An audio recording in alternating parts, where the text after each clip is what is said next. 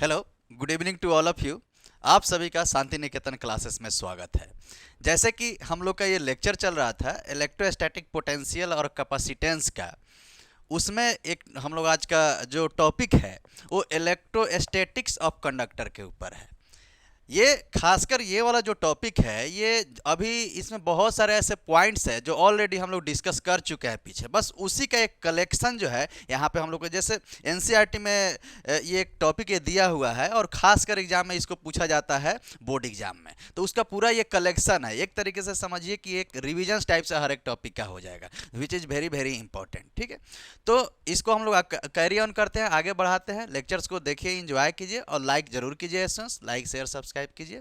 ठीक है, जैसे इसमें है इलेक्ट्रोस्टैटिक ऑफ कंडक्टर, करेक्ट है। अब इलेक्ट्रोस्टैटिक्स ऑफ कंडक्टर की यदि अगर बातें करें तो सबसे पहले यहाँ जो एक डायग्राम यहाँ बना है इसको एक बार देख लीजिए कि यहाँ पे क्या हुआ कि यहाँ हमने क्या किया कि नाम में ही है कि कंडक्टर की बात हो रहा है। ठीक है, अब इसमें ये इस पे जो है पॉजिटिव चार्ज नेगेटिव, इस प्लेट पे पॉजिटिव चार्ज, इस पे नेगेटिव चार्ज है। एक्सटर्नल इलेक्ट्रिक फील्ड जो है ई नॉट से हमने यहाँ पे डिनोट कर दिया जाए। ठीक है, अब कंडक्टर के अंदर जितना नेगेटिव चार्ज होगा उतना ही पॉजिटिव चार्ज भी होता है। ठीक है, स्टैटिक कंडीशन में अब जितना नेगेटिव चार्ज और उतना पॉजिटिव चार्ज है तो ये एक दूसरे को क्या करता है, इलेक्ट्रिक पॉजिटिव और नेगेटिव चार्ज एक दूसरे को इंड्यूस्ड करता है। अब पॉजिटिव चार्ज और नेगेटिव चार्ज एक दूसरे में इंड्यूस्ड हो गया तो वहां पे हम लोग जब नेट चार्ज की बातें करेंगे तो वहां पे जीरो के बराबर हो जाता है।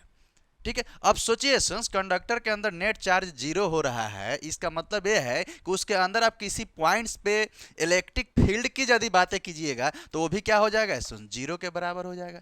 यानी कि वही इलेक्ट्रिक फील्ड होगा जो एक्सटर्नली इलेक्ट्रिक फील्ड के बराबर हो जाएगा।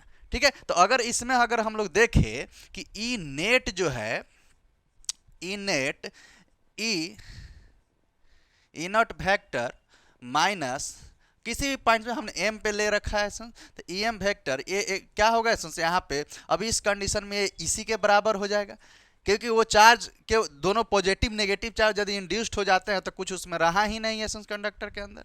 यानी कि एक तरीके से आप ऐसे भी समझ लीजिए, ऐसे समझिए। ठीक है, एक कंडक्टर है, ठीक है, तो इसके अंदर चार्ज क्या हो जाएगा, इनसाइड में जीरो के बराबर हो जाएगा अंडर द स्टैटिक कंडीशंस में जो है। ठीक है, नो एक्सेस चार्ज रहा। अब एसेंस यहाँ पे देखिए कि यहाँ पे अब क्या हुआ कि इसके वजह से सेम हो गया, तो जब ई नेट इसके अंदर यदि अगर हम लोग निकालेंगे तो ई नेट हमारा क्या हो जाएगा, ये जीरो के, मतलब ऐसा समझ लीजिए कि ये जीरो के बराबर हो गए। यानी कि इस कंडक्टर के अंदर आप जो है इलेक्ट्रिक फील्ड की बातें कीजिएगा तो उस कंडीशन में क्या हो जाएगा, ई नेट यहाँ पे जीरो के बराबर हो जाएगा। ठीक है, कोई हम लोग को यहाँ पे नहीं मिलेगा। यानी कि इस तरीके से इसको आप लिख भी सकते हैं कि इलेक्ट्रिक फील्ड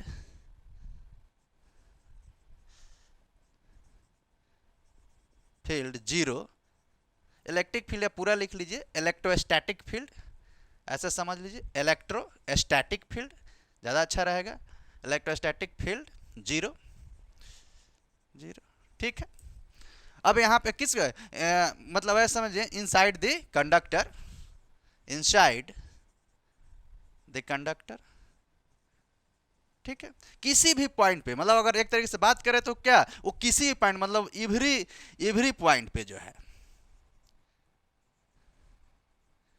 किसके अंदर, इनसाइड द कंडक्टर के अंदर जो है। ठीक है, तो इस तरीके से हम लोग देखें कि इसमें जो है हमारा जो नेट इलेक्ट्रिक फील्ड आया वो जीरो आया और क्यू भी यहाँ पे क्या दे रहा है, जीरो दे रहा है इनसाइड के केस में। अब जैसे ही यहाँ पे क्यू जीरो आया तो इस सेकंड पॉइंट भी, अब देखिए इसमें बहुत सारे पॉइंट्स हम लोग को इसमें नोट डाउन करना है, तो सेकंड पॉइंट एक बार देख लीजिए under the static condition positive and negative charge induced, therefore no excess charge in static situation.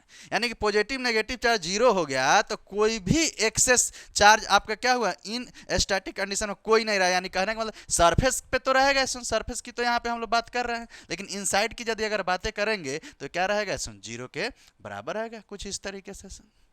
ठीक है, अब देखिए यहाँ में Q जीरो हो रहा है, यानी कि एक तरीके से बोले कि इसके अंदर जो है हमारा वो भी, यहाँ पर ये भी कंडक्टर है तो वहीं E भी हमारा नेट जीरो हो जाएगा।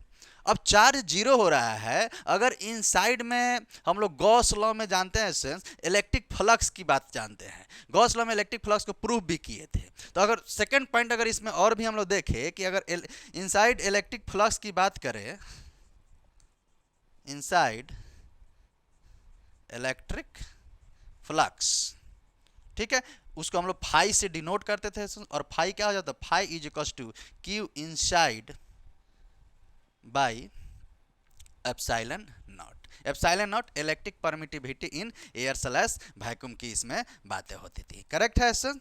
अब इसमें देखिए क्यू इनसाइड, इसमें हम लोग का क्या हो रहा है सर, यानी कि इसके अंदर में जो है नेट हम लोग जब इलेक्ट्रिक चार्ज की जब बातें की तो क्या हो गया, जीरो हो गया सर। ठीक है, तो यहाँ पे भी देखिए अगर ये क्यू इनसाइड जीरो हो जाएगा तो पूरा फाई का वैल्यू क्या हो जाएगा, इलेक्ट्रिक फ्लक्स क्या हो जाएगा इनसाइड में सर, जीरो।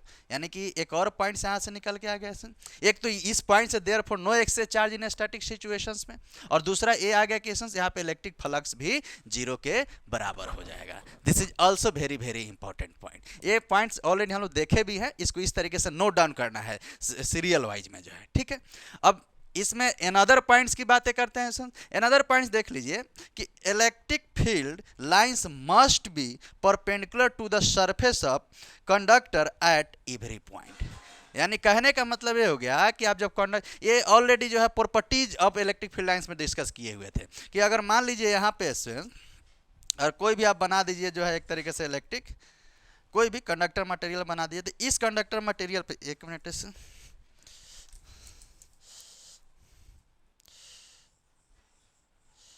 ठीक है, तो इस पे कहीं पे भी ये हमारा कंडक्टर हो गया।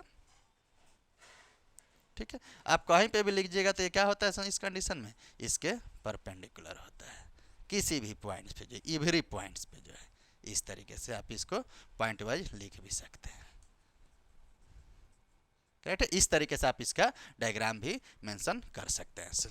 करेक्ट है, तो इस तरीके से हम लोग देख लिए कि ये तीनों पॉइंट्स इसमें देखे, और भी इसमें नेक्स्ट पॉइंट हम लोग ये भी देख लेंगे सुन, इसमें बातें करेंगे कुछ इलेक्ट्रिक फील्ड का जो है इसमें वैल्यू भी निकालेंगे इनसाइड करके जो है। अभी पहले इस सारे पॉइंट्स को नोट डाउन कीजिए, फिर उस पॉइंट को भी इस पर मेंशन करते हैं, एक बार इसको नोट डाउन कीजिए। नेक्स्ट पॉइंट हम लोग देख लेंगे कि electrostatic potential is constant at any point throughout the volume of conductor। यानी इसमें क्या कह रहा है कि अगर आप कंडक्टर का कोई वॉल्यूम लिए तो इलेक्ट्रोस्टैटिक पोटेंशियल जो होगा वो इनसाइड में सब जगह क्या होगा सर, कांस्टेंट हो जाएगा। अब कैसे पता चला कि सब जगह कांस्टेंट होगा, जैसे इसमें हम लोग जानते हैं सर कि इसके अंदर इलेक्ट्रिक फील्ड क्या होता है, जीरो होता है। यानी नेट इलेक्ट्रिक फील्ड की अगर यदि बातें करें तो वो जीरो हो गया, यानी किसी भी पॉइंट पे। अब जैसे यहाँ किसी भी पॉइंट्स पे, ठीक है, तो अब देखते हैं सर कि वी नो, अब यहाँ पे क्या हुआ कि ई तो जीरो होता है और we know the relation between electric field and electric potential. ये हम रिलेशंस को डिराइव्ड भी हम लोग किए हुए हैं, derive the relation between electric field and potential में जो है तो रिलेशंस था E is equals to minus D V by D R. आप जाकर के लेक्चर में देखिएगा तो इस रिलेशंस को हम लोग इसको प्रूफ भी किए हुए हैं और इसका प्रूफ काफ़ी इंपॉर्टेंट भी है वहाँ पे। ठीक है, तो अब देखिए यहाँ से हम लोग क्या जानते हैं कि जो इलेक्ट्रिक फील्ड का जो वैल्यू होगा नेट कंडीशन में वो जीरो रहा। अब देखिए अगर इलेक्ट्रिक फील्ड यहाँ पे जीरो रहा तो zero is equals to minus D V by D R. Correct है, यानी D V by D R भी हम लोग ले सकते हैं। अब किसी भी पॉइंट्स के लिए देख रहे हैं, अब सोचिए, अब किसी भी पॉइंट लेके देखें तो यहाँ पे हम लोग ये लिख सकते हैं डी आर को इधर भेजेंगे तो ये भी जीरो हो जाएगा और माइनस इधर जा करके भी ये सब मतलब इधर जाके इंक्लूड हो जाएगा और ये क्या हो जाएगा, डी भी is equals to zero.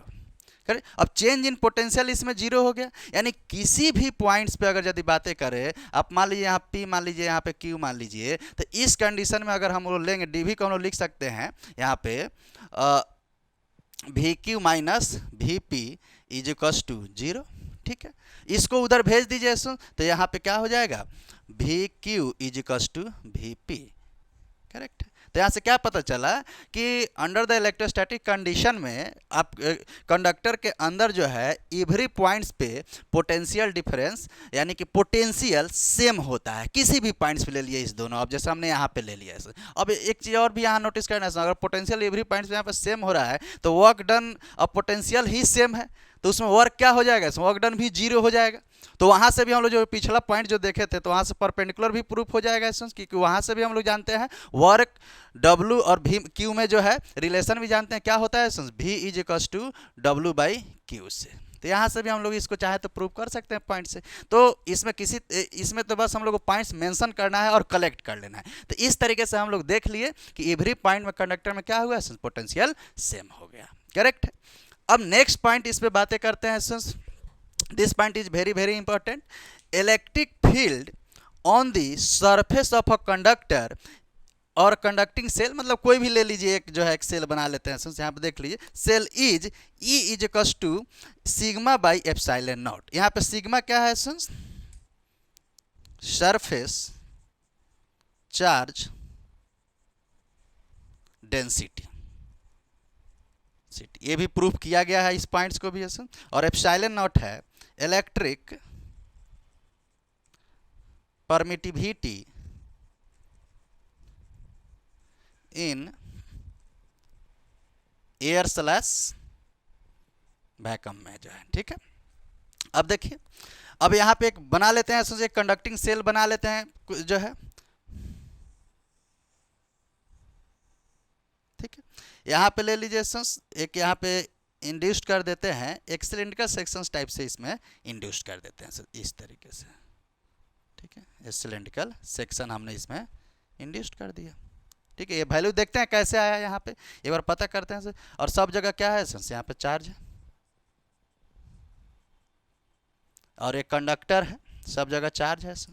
Correct है। अब देखिए इसमें क्या पता चला कि ये जो आप जैसे सिलेंडर की तरह इसमें जैसे ही होल के इसको इंसाइड किए, तो ये इतना एरिया जो है, अब देखिए सर, ये एरिया जो है एक तरीके से ऊपर वाले यही एरिया इसके अंदर चला गया। ठीक है, जिसमें हम लोग का चार्ज क्या होता है, कंडक्टर क्यू नेट क्या होता है, वो 0 के बराबर हो जाता है। तो ये इतना चार्ज इसके अंदर चला गया। अब इस पे देखते हैं, हर एक सेक्शंस पे हम लोग देखेंगे कि हमारा जो इलेक्ट्रिक फ्लक्स का इसमें क्या वैल्यू आएगा। अब सेक्शंस इसमें इंक्लूड करेंगे तो ये सेक्शन देखेंगे तो इसमें हमारा इलेक्ट्रिक फील्ड इस तरीके से, ये हमारा ई हो गया। करेक्ट है। एरिया की यदि बात करेंगे तो देखिए एक एरिया तो ये रहा। ठीक है, अगर मान लीजिए इसका कंसीडर करें तो देखते हैं ना हम लोग इलेक्ट्रिक फ्लक्स जब देखते थे तो एक तो ये वाला पोर्शन, एक नीचे वाला, और जैसे मान लीजिए और एक ए बगल वाला। तो यानी कि इसको अगर हम लोग देखेंगे तो मान लेते हैं ऐसा करते हैं कि इसको पहले एरिया इधर मान लेते हैं इस डायरेक्शन में, एक इलेक्ट्रिक फील्ड इस डायरेक्शन में। ठीक है, इसके लिए हो गया यानी कि ये इसके लिए एरिया ये होगा, इलेक्ट्रिक फील्ड लाइन्स तो यहाँ पे है ही, और एक एरिया कहाँ पे हो जाएगा, यहाँ पे भी हो जाएगा। करेक्ट।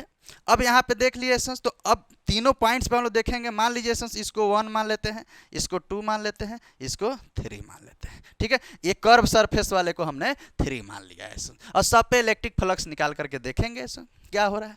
अब देखिए इस कंडीशन में 2 वाले पे अगर थीटा की बात कीजिएगा तो जिस डायरेक्शंस में, और ये स्मॉल सेक्शन है तो आप इसको डीए भी बोल सकते हैं, तो इस सेक्शन में थीटा कितने के बराबर हो जाएगा, 0 डिग्री। इसके लिए यदि बात करेंगे तो इलेक्ट्रिक फील्ड इधर, एरिया का रिप्रेजेंटेशन यानी सरफेस एरिया इधर हो गया तो ये क्या हो जाएगा, और theta is equals to 90 degree. ठीक है, इसकी बात करेंगे इनसाइड में चार्ज तो 0 ही हो रहा है तो फ्लक्स तो ऐसे ही 0 होगा, हम लोग पॉइंट से देखे हैं। ठीक है, तो सारे नेट फ्लक्स की यहाँ पे हम लोग बातें करेंगे कि इसके लिए नेट फ्लक्स क्या हो रहा है। लिखते हैं ऐसे, electric flux through the surface, electric flux through the surface. ठीक है, electric flux through the surface पे, इस पे हम लोग बातें कर लेते हैं सर। तो यहाँ पे क्या हो गया, हम लोग को जानते हैं formulation, close integration E dot D A vector कितने के बराबर होता है, ये प्रूफ किया गया है, Q inside by epsilon naught के बराबर होता है। करेक्ट है, ये होता है सर। ठीक है, अब देखिए ये सारे सेक्शंस पे अप्लाई कीजिए, 1 पे, 2 पे, फिर 3 पे, और उस पे देखते हैं हमारा वैल्यू क्या आ रहा है। तो देखिए इसको हम लोग लिख सकते हैं सारे कंडीशंस में। यहाँ पे पूरा वैल्यू देखेंगे तो देखिए पहले लिख देते हैं किसके लिए, 1 के लिए। तो देखिए ई डी ए डॉट प्रोडक्ट है वेक्टर का, तो इसमें कंपोनेंट क्या आएगा, कॉस थीटा। तो ई D A cos theta. Correct है। इसके लिए हम लोग बातें की एसेंस, करेक्ट है। उसके बाद जो है ये लिख देते हैं यहाँ पे, 1 के लिए बातें हो गया एसेंस, करेक्ट है। उसी तरीके से इसमें हम लोग वैल्यू देखेंगे, सेकंड के लिए देखेंगे, देखिए plus second E D A cos, second में आइए एसेंस, सेकंड कहाँ पे है, ये वाला पॉइंट है, इसमें थीटा कितना डिग्री है essence, 0 degree. This point is very very important. और तीसरा क्या देखते हैं आप, देखिए ना एसेंस, एक ऊपर के लिए एक नीचे के लिए, और तीसरा इस कर्व सरफेस के लिए देखेंगे यहाँ पे, इसके लिए तो देखिए प्लस इंटीग्रेशन ऑफ 3 ई, 3 वाला से मतलब ये वाला कर्व सेक्शंस के लिए, ई डी ए कॉस कितना डिग्री है एसेंस, 90 degree is equals to Q inside by epsilon naught, correct है। इसको काफी बारीकी से जो है इस कॉन्सेप्ट को समझ लीजिए एक बार जो, ठीक है। पहले के लिए 1 के लिए देखें, इनसाइड है, इलेक्ट्रिक फील्ड ऐसा ही इसमें 0 होता है, तो ये वैल्यू क्या हो जाएगा, 0 के बराबर हो जाएगा, यानी पूरा वैल्यू क्या हो जाएगा, 0 होगा, क्योंकि ये अंडर इलेक्ट्रोस्टैटिक्स कंडीशन है। टॉपिक हमारा क्या है, इलेक्ट्रोस्टैटिक्स ऑफ कंडक्टर, करेक्ट है। और उसके लिए इसकी बात करेंगे, देखिए कॉस 0 डिग्री का वैल्यू कितना होता है, 1 के बराबर, तो इसका वैल्यू मिल जाएगा, ई बाहर निकलेगा और डी ए का इंटीग्रेशन कर देंगे हम लोग एसन। उसके बाद इसकी बात करें तो cos 90 डिग्री का वैल्यू 0 होता है, तो ये भी पोर्शन हमारा कितने के बराबर हो गया एसन, 0 हो गया पूरा का पूरा, करेक्ट है। ये भी 0 होगा, इसको यहाँ तक एसन से एक बार नोट डाउन कीजिए, ठीक है। ऊपर से थोड़ा सा इसको मिटाते हैं,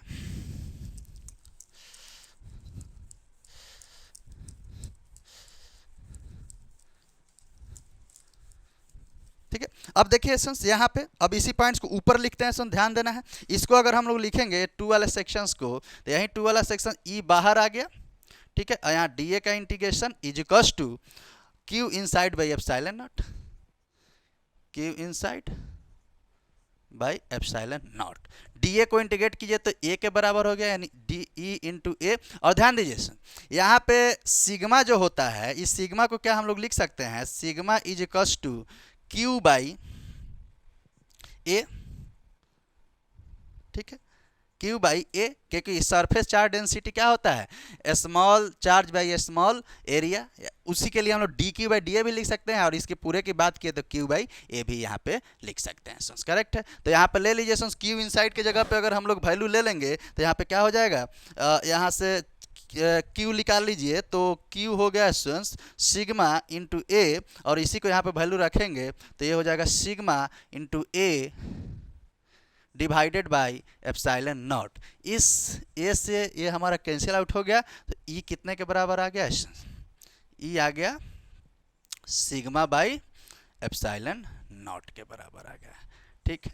यही वैल्यू हम क्या लिखे थे यहाँ पे, अब देखिए यही चीज़ तो हम लोग को यहाँ पे प्रूव करना था कि electric field on the surface of a conductor और conducting shell is E is equals to sigma by epsilon naught, ठीक है। इसका अगर यूनिट वेक्टर देखिएगा तो इस कंडीशन में देखिए ये इधर जा रहा है इलेक्ट्रिक फील्ड इस कंडीशन में, तो यहाँ पे हमारा यूनिट वेक्टर इधर मिल जाएगा एन कैप के लिए, ठीक है। तो यहाँ पे एन कैप भी आप इसको लिख सकते हैं, यूनिट वेक्टर की बातें हो गई, करेक्ट है। यानी कि अब ये इसका जो है लास्ट पॉइंट था। तो इस तरीके से हम लोग देख लिए कि किस कंडक्टिंग सेल में जो कंडक्टिंग स्पेयर है फील्ड है on the surface of a conductor E is equals to sigma by epsilon naught के बराबर हो गए। इतना पॉइंट्स आप एग्जाम में लिख दीजिएगा, मोर देन सफिशिएंट है। 4-5 पॉइंट इस पर हम लोग डिस्कस कर लिए इलेक्ट्रोस्टैटिक्स ऑफ कंडक्टर पे। तो यहाँ पे लगभग हम देखे हैं कि लगभग जो एनसीईआरटी का टॉपिक था हम लोग इस चैप्टर्स का कंप्लीट कर चुके हैं। एक बार हम देख लेंगे, अगर उस पर कोई अगर बचा होगा कोई टॉपिक तो उस पर लेक्चर से बना देंगे, ठीक है। मिलते हैं इसी तरीके से, लेक्चर्स को एंजॉय कीजिए और देखते रहिए कंटिन्यूटी बना के। अब हम लोग स्टार्ट करेंगे नेक्स्ट लेक्चर से जो है electric current, which is also very important part of class 12th syllabus of physics, correct है सर। नेक्स्ट में हम लोग स्टार्ट करते हैं, तब तक के लिए एंजॉय कीजिए। मिलते हैं नेक्स्ट लेक्चर्स वीडियो में, तब तक के लिए tata bye bye, see you.